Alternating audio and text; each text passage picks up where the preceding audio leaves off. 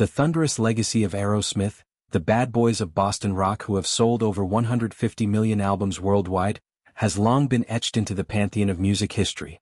From the gritty riffs of Toys in the Attic to the anthemic swells of Dream On, their sound has defined generations, blending bluesy swagger with hard rock ferocity. Yet, in a development that feels like a seismic shift in their enduring narrative, the band has been unceremoniously ousted from one of their most whimsical cultural strongholds, the Rock and Roller Coaster at Disney World in Florida.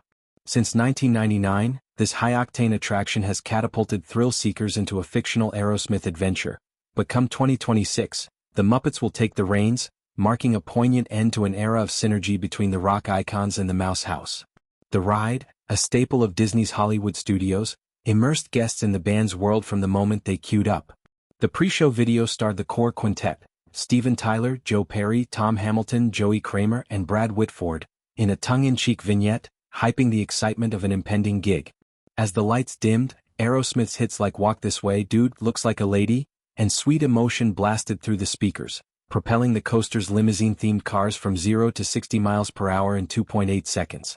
Riders became honorary bandmates, hurtling through inversions and dark tunnels while illusions of concert lights flashed by. It was a marriage of adrenaline and nostalgia, capturing Aerosmith's rebellious spirit in a family-friendly package. For over 2 decades, this collaboration grossed millions in ticket sales, cementing the band's appeal across demographics, from leather-clad concert veterans to wide-eyed park-goers. The decision to retheme the coaster to the Muppets' Electric Mayhem band feels like a cultural pivot, trading guitar solos for puppet pandemonium. In the new iteration, visitors will embark on a frantic quest to locate the wayward Muppet musicians, Dr. Teeth, Animal, Floyd Pepper, Janice, and Zoot, before their showtime meltdown. Kermit the Frog and Miss Piggy are expected to cameo, infusing the ride with the chaotic charm that defined Jim Henson's creations. Disney's rationale, though not explicitly stated, aligns with broader park strategies, refreshing attractions to combat guest fatigue and leverage evergreen IPs. The Muppets, with their timeless whimsy and recent streaming revivals on Disney+, offer a versatile canvas for high-speed hijinks. Yet, for Aerosmith loyalists, the swap stings as a dilution of their rock and roll immortality, reducing their Disney footprint to archived footage and faded memorabilia. This blow lands amid a surprising renaissance for Aerosmith, underscoring the irony of their timing. Just recently, they dropped a 5-track EP, One More Time, in collaboration with Youngblood, the British punk provocateur whose raw energy mirrors the band's early defiance. Tracks like the title cut pulse with Tyler's raspy howl and Perry's searing leads, bridging classic Aerosmith with Gen Z edge. Adding to the momentum, they've teased a duet with country sensation Lainey Wilson on Wild Woman, a genre-blending gambit that nods to Tyler's forays into Nashville. Before this, their last full album, Music from Another Dimension, dated back to 2012, a 12-year drought that had fans clamoring for fresh material. These releases signal not decline but defiance. Aerosmith, formed in 1970 amid Boston's bar scene, refuses to fade quietly. The backdrop to this creative surge is a band that has weathered tempests few could imagine. Aerosmith's path has been a roller coaster of its own, riddled with drug-fueled implosions in the 80s, a triumphant comeback via Permanent Vacation in 1987, and the mega success of I Don't Want to Miss a Thing from Armageddon.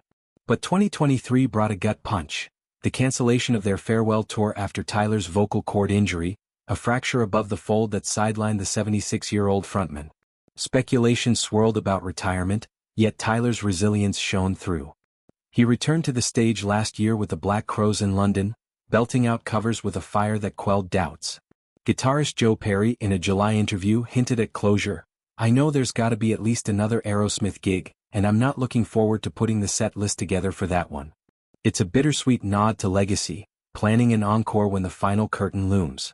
Delving into Aerosmith's Disney dalliance reveals a partnership rooted in mutual reinvention. The coaster launched during the band's pump-era redux, when they were clawing back relevance post-rehab.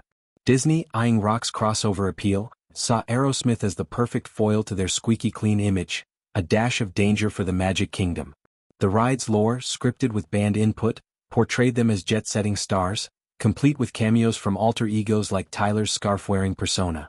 Over 25 years, it hosted millions, spawning merchandise and even inspiring a short-lived Tokyo Disneyland clone. Its removal, announced quietly amid park expansions, feels like severing a thread in the fabric of 90s pop culture, where rock titans coexisted with animated icons. Yet, Aerosmith's spirit endures beyond theme parks. Their music, licensed for countless films, games and ads, remains a sonic staple. Walk This Way revived with Run DMC in 1986, bridged rap and rock, influencing everyone from Guns N' Roses to Post Malone. Tyler's larger-than-life persona, Mike Stanza's scepters, lips synonymous with excess, has inspired memoirs, biopics and even a Las Vegas residency. Perry's riff mastery, honed in smoky clubs, continues to electrify. As they navigate this blow, the band channels it into art.